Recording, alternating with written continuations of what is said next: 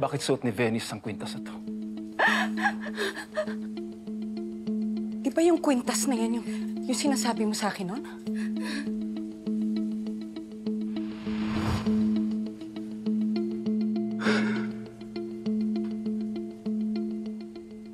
Ang kwintas nga ni simbolo sa pagkahibugmak ko sa imo.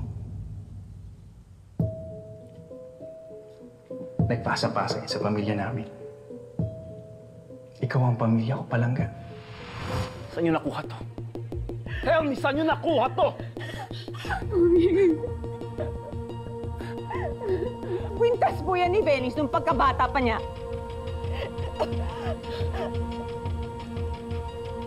Saan nanggaling, Vivian? Saan nanggaling?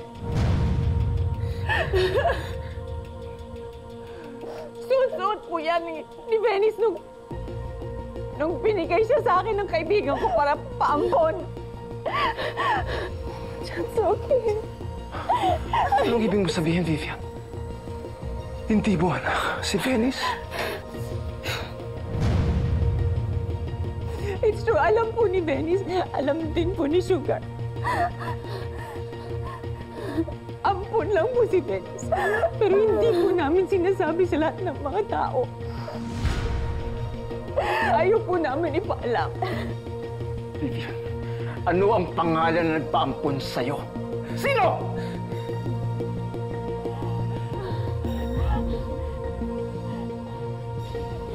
Carmen! Carmen ang pangalan niya! Carmen? Carmen yung nanay ni Venice? Sir Gov, bakit niyo po ba tinatanong? Ano po yung meron? Ako ang ama ng ipinampon ni Carmen sa'yo. Venice, ikaw ang nawawala akong anak. Ako ang ama mo.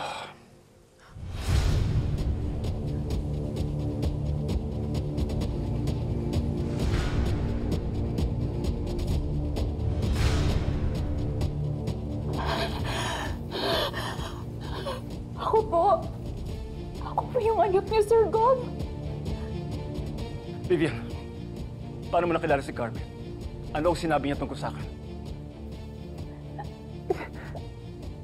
Tahimik na tao po si Carmen.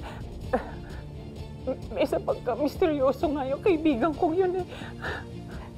Ang dami naaalala ko, sinabi niya sa akin, alagaan mo yung batang niya. Nasa panganib ang buhay niya. Ilayo mo siya sa panganib. Alagaan mo siya. Tapos, yung gabing yun, ang huling pagkakaalam ko po, Sir Gov, namatay na rin daw po si Carmen sa gilas. Namatay na po si Carmen. Umiyak ka. Umiyak ka. Oh, totoong tahimik na tao si Carmen. Tama rin na sinabi niya sa diary niya na inilayo niya ang anak namin dahil pinagbantaan siya ni Mama. Greg, please, huwag tayong padalos-dalos, ha? Baka naman kamukha lang yan ang kwintas na binigay mo kay Carmen. Margaret. Hindi. Margaret. Walang pag-aresto mangyayari ngayon. Umuwi na kayo, sasabihin ko sa chief. Ako na magpapaliwanag sa kanya. Sige na. Greg, sandali lang! Sandali lang! Listen! No!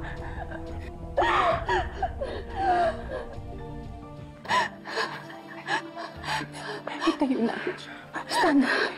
Stand up, Ina. Stand up. Greg!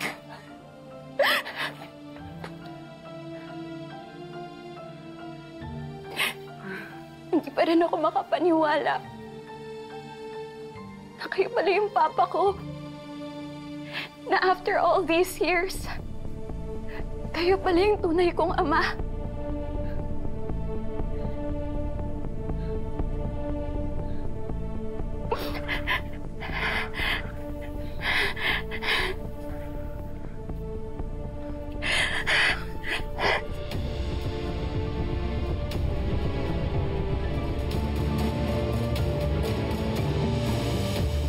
Naplano na namin to ni Dennis.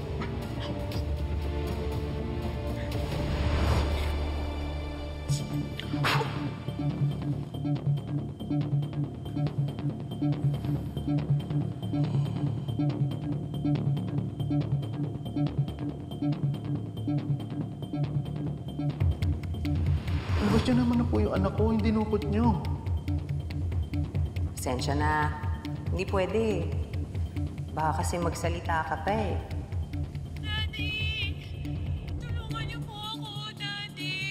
Anak! Anak! Mga hayop kayo, huwag niyo sasaktan yung anak ko! Kailangan makumbinsi natin si Sir Gold na iniwan ni Carmen ang kwintas na ito sa anak niya.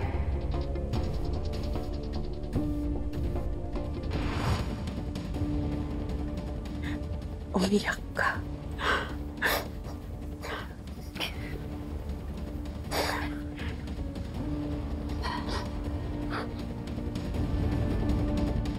Nangyari na lahat ng nangyari.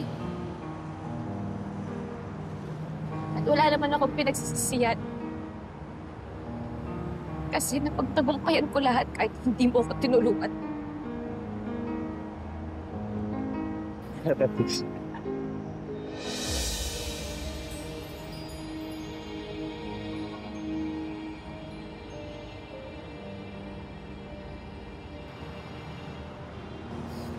Babawi ako sa'yo, Tata.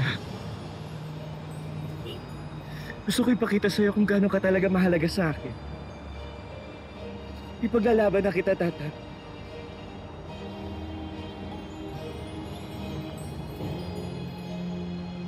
Paglalaban? Paglalaban saan?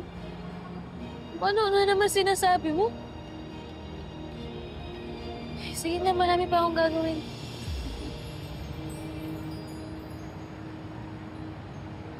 Maglalaban kita. Kasi palanggata ka.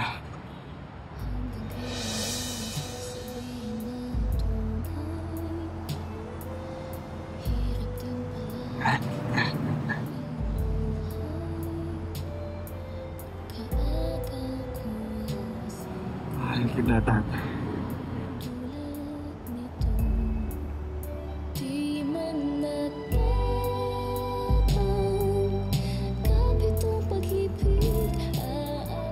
Matagal na kitang mahal. Pero hindi ko pinakawalan. Spanish tricked me into thinking that I was married with her. And had I known na invalid pala yung kasal namin, nakita pa ako. Mahal na mahal kita, Tata. Kahit tanga ko kasi pinakawalan pa kita.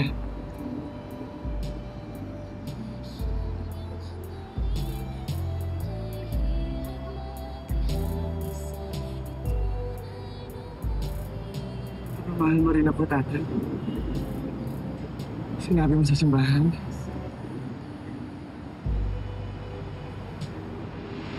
Kaya nga po ako nandito eh. Kasi pagkukumpisal ko. Kasi nahulog na po yung loob ko sa kanya kahit may asawa po siya. Ay, walang ako naging si Sir Francis.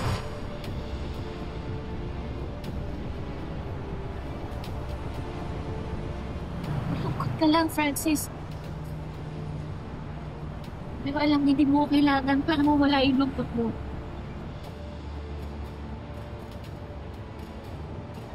Sige na, tayo para tayo.